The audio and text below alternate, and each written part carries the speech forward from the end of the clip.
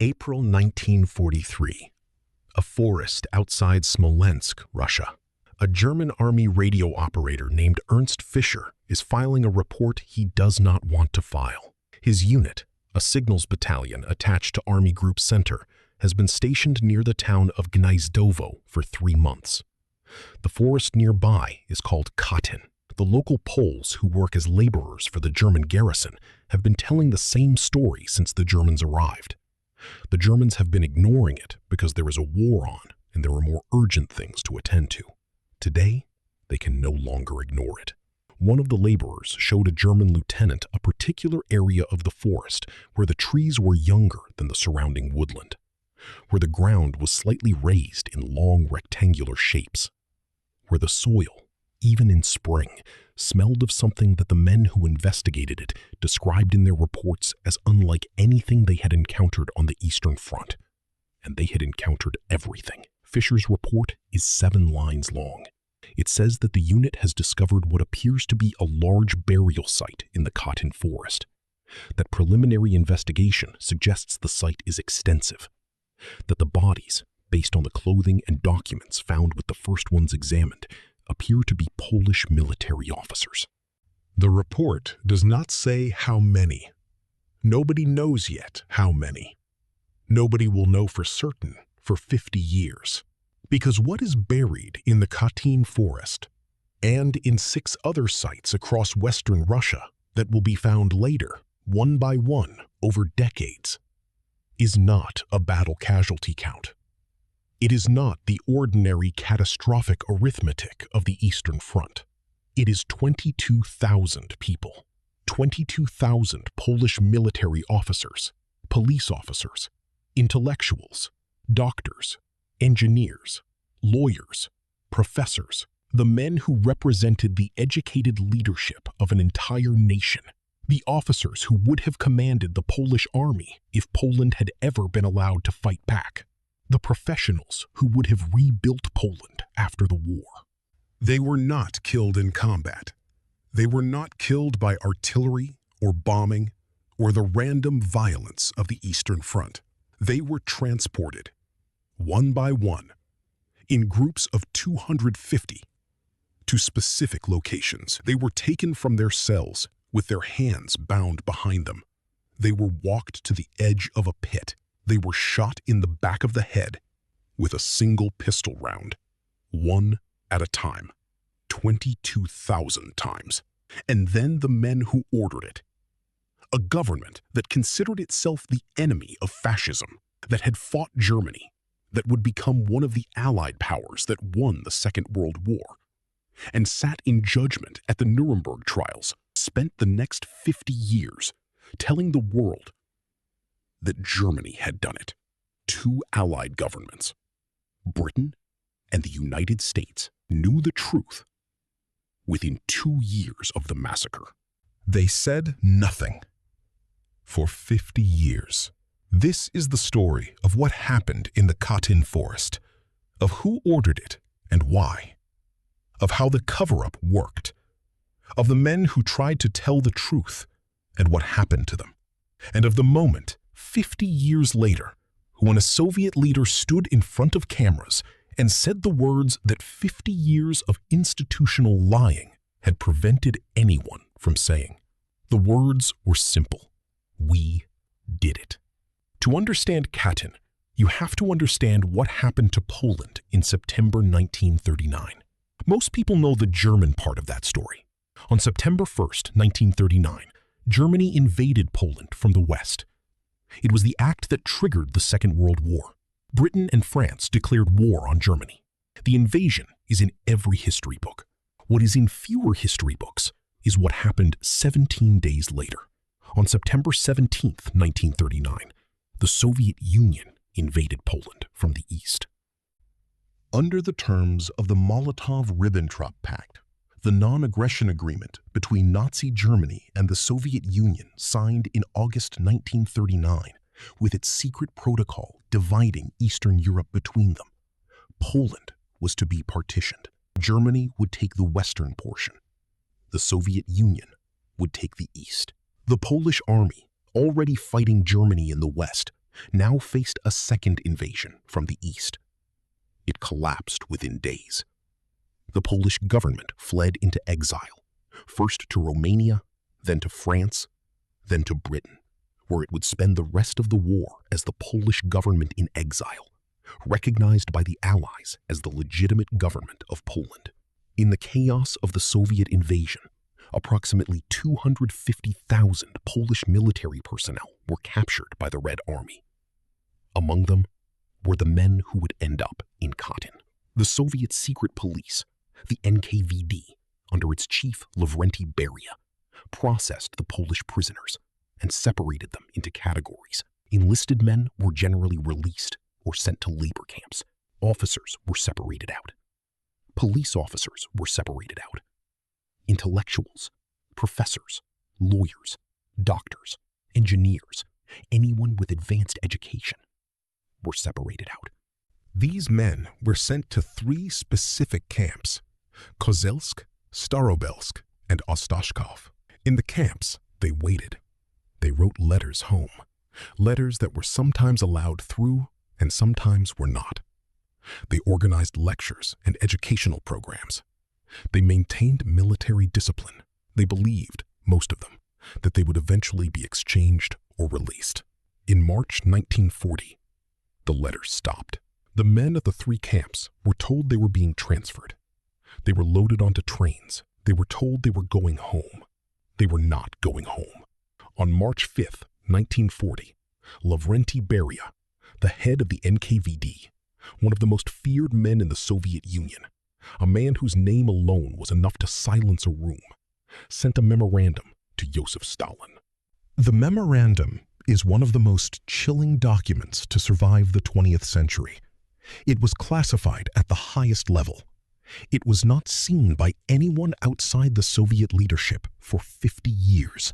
When it was finally declassified in 1992, historians who had spent decades trying to prove the Soviet responsibility for Katyn looked at it and understood that everything they had suspected was true, and worse. The memorandum described the Polish prisoners in the camps as hardened enemies of Soviet power. It said they were beyond rehabilitation. It said they were conducting anti-Soviet activities from inside the camps, organizing, maintaining their military structure, waiting for an opportunity. The memorandum recommended that they be shot, all of them, without trial, without individual review. As a category, Stalin read the memorandum. He signed it. So did 3 other members of the Politburo: Voroshilov, Molotov, Mikoyan. 4 signatures, 22,000 death sentences. The operation began in April 1940. At Kozelsk, the prisoners were loaded onto trains in groups of approximately 250. They were told they were being repatriated. The train rode for several hours. It stopped at a station called Gniezdovo, outside Smolensk.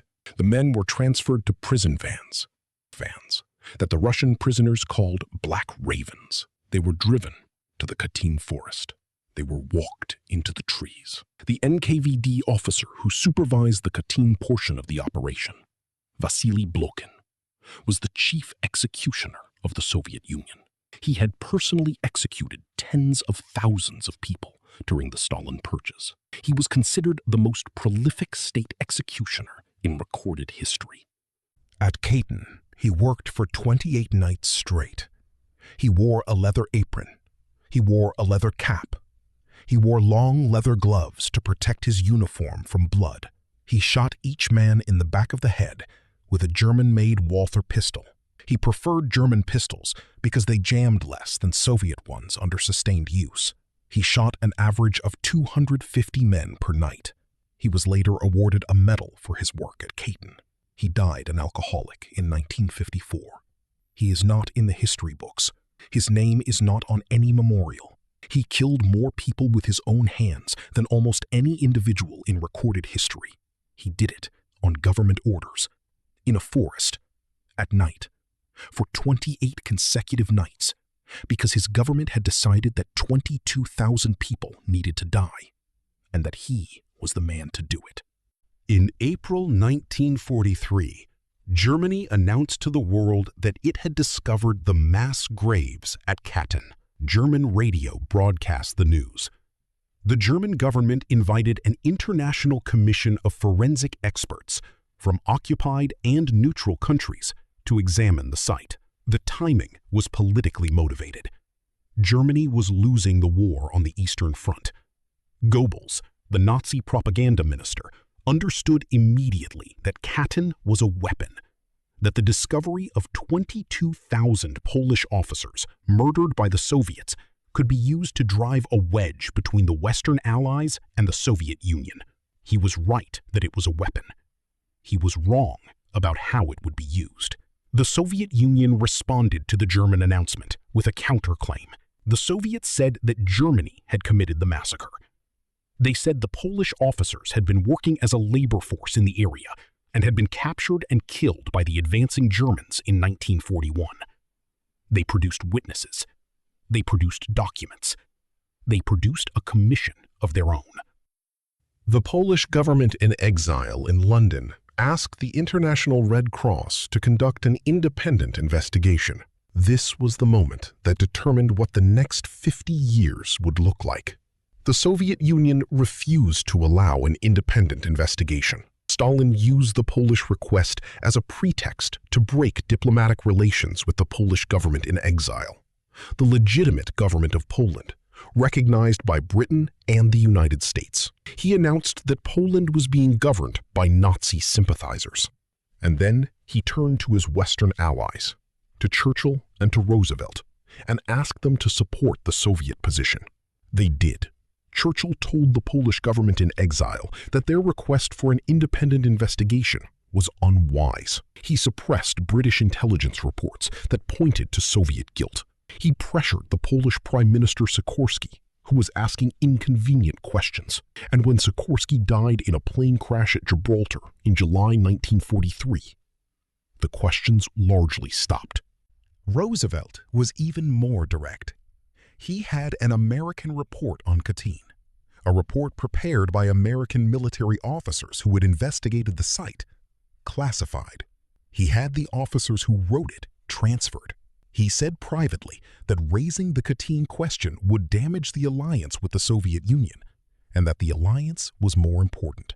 He was not wrong about the importance of the alliance. The Soviet Union was bearing the largest share of the military burden against Germany. Without Soviet participation, the war in Europe would have lasted years longer. He was making a calculation. The calculation was rational. It was also a decision to lie. A decision that 22,000 murdered men would be officially attributed to their actual murderer's enemy. A decision that the families of those men, Polish families who had spent years not knowing what had happened, would continue not knowing. A decision that would hold for 50 years. Not everyone agreed with the decision to lie. Owen O'Malley was a British diplomat, the British ambassador to the Polish government in exile.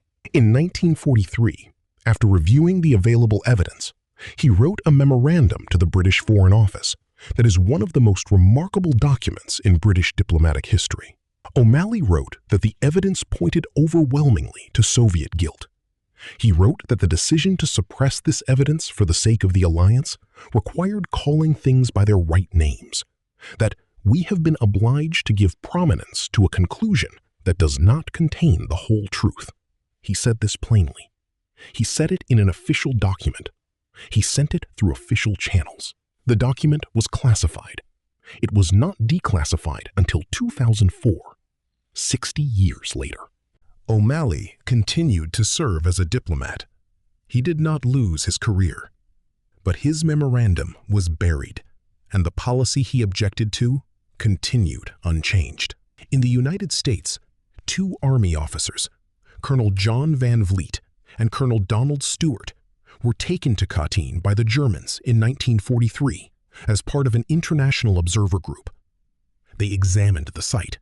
They examined the bodies. They examined the documents found with the dead. They concluded that the massacre had been committed by the Soviet Union. They wrote a report. The report was sent to Army Chief of Staff General George Marshall. It disappeared. Van Vliet later testified before a congressional committee that he had been told explicitly to keep his conclusions to himself. He had followed orders. He had kept quiet for years. When he finally testified in 1951, the Congressional Committee found his testimony credible and damning. It changed nothing. The Cold War was fully underway. The Soviet Union was now an enemy rather than an ally. But acknowledging Katyn would have required admitting what the U.S. government had known and suppressed during the war. That was a different kind of uncomfortable. The cover-up continued. In Poland itself, which after 1945 was a Soviet-dominated communist state, the truth about Katyn was not merely suppressed, it was actively inverted. Polish school books said Germany had committed the massacre. Polish historians who suggested otherwise risked their careers and their freedom. Polish families who knew what had happened to their fathers and husbands and brothers, who had received no letters after March 1940 and had drawn their own conclusions, kept their knowledge private. For 45 years, in the country where the victims came from, the official history said Germany did it. I want to stop here and tell you about the families, because the cover-up was not an abstraction. It was not a diplomatic calculation that existed only in the memos of ambassadors and the files of intelligence services. It was a specific thing that happened to specific people. Teresa Walewska-Prialkowska was 8 years old when her father, a Polish army captain named Józef Walewski, was taken prisoner by the Soviets in September 1939. He wrote letters from the camp at Kozelsk. The last letter arrived in early March 1940. After that, silence. Teresa grew up in occupied Poland, then in communist Poland, asking a question that her country's official history said had been answered. The Germans killed the Katyn prisoners, but that she could not make herself believe because the answer did not fit what she knew about the dates and the documents and the letters that had stopped in March 1940 before the Germans were anywhere near Katyn. She asked the question for 50 years. She was 58 years old when the Soviet government finally admitted the truth in 1990. She said in an interview given in Warsaw that year, "I knew. I had always known. But knowing without being allowed to say is a particular kind of suffering that I cannot describe to someone who has not experienced it." She was not the only one. There are approximately 100,000 living Poles, children and grandchildren of Katyn victims, who spent their lives in a country whose official history told them a lie about how their fathers died. The cover-up was not just a diplomatic decision. It was a decision to make 100,000 people live inside a lie about the most important fact of their family's history. The Soviet cover-up of Katyn lasted in its essential form until 1990, 50 years. During those 50 years, the evidence accumulated. Polish émigré scholars published detailed analyses. Western historians wrote books that pointed clearly to Soviet guilt. The families of the victims organized and documented and refused to stop asking. Inside the Soviet Union, the evidence was buried but not destroyed. The NKVD files from Katyn, the execution orders, the transport lists, the correspondence between Beria and Stalin, the signed authorization, were kept in the most restricted archive in the Soviet system, the special files of the Politburo. The men who maintained those archives knew what they contained. Some of them, over the decades, told people. The word moved slowly through the closed world of Soviet academia and officialdom, not as public knowledge, but as a private understanding shared among people who had access to the truth and could not say it. In 1985, Mikhail Gorbachev came to power in the Soviet Union. He began the process of glasnost, openness, that would eventually dissolve the Soviet Empire. The Katyn question was one of the most sensitive items on the glasnost agenda because it implicated not just the Soviet government, but specifically Stalin, whose rehabilitation or condemnation was a live political question in the late Soviet period. In April 1990, 50 years after the massacre, Gorbachev met with Polish President Wojciech Jaruzelski.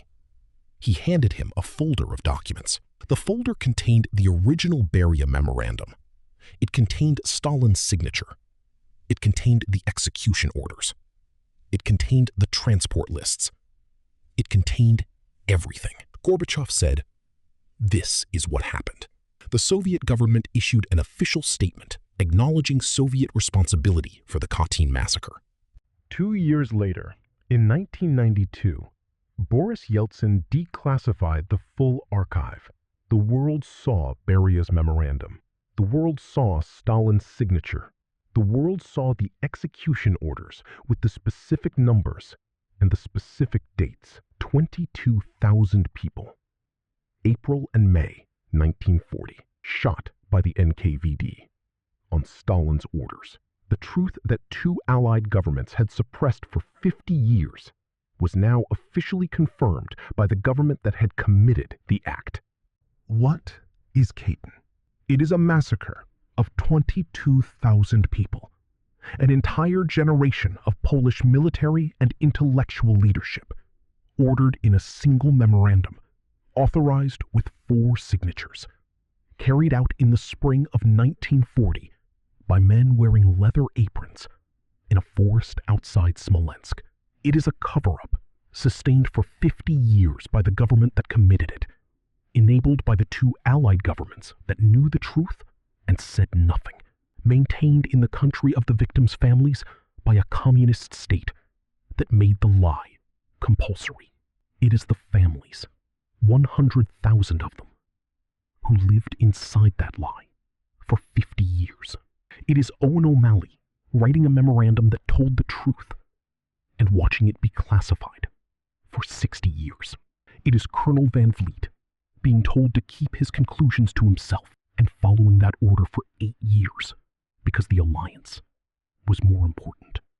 It is Teresa Walewska-Prialkowska being 8 years old when her father's letters stopped, and 58 years old when she was finally allowed to say what she had always known. It is Vasily Blokhin in his leather apron shooting 250 men a night for 28 consecutive nights, being given a medal and dying an alcoholic in a Soviet apartment in 1954, while the government that employed him was telling the world that Germany had done what he had done. The governments that covered up Katyn were not wrong about everything. The alliance with the Soviet Union was necessary. Germany needed to be defeated. The calculation that Roosevelt and Churchill made was not irrational, but it had a cost. The cost was paid by 100,000 families for 50 years. It was paid by every Polish historian who knew the truth and could not write it. It was paid by every Polish child who learned in school that Germany had killed their grandfather when their grandmother knew otherwise. The massacre lasted 2 months. The cover-up lasted 50 years. The cover-up did more total damage to more time than the massacre itself. That is the thing about cover-ups. That is always the thing. Ernst Fischer filed his 7-line report in April 1943 and set in motion a sequence of events: the German announcement, the Soviet denial, the Allied suppression, that would take 50 years to resolve. He did not know that. He was a signals operator filing a report about something he had found in a forest. He did not know about Beria's memorandum. He did not know about Stalin's signature. He did not know about the 28 nights in the leather apron. The ground smelled wrong, and that the trees were younger than the surrounding forest, and that the long rectangular shapes in the soil were the shape of graves. That was enough to know. The men in the ground had names. They had families. They had written letters that stopped in March 1940. They had been told they were going home, and had believed it long enough to get on the train and had understood the truth. Or not understood it, somewhere on the road between the station and the edge of the pit.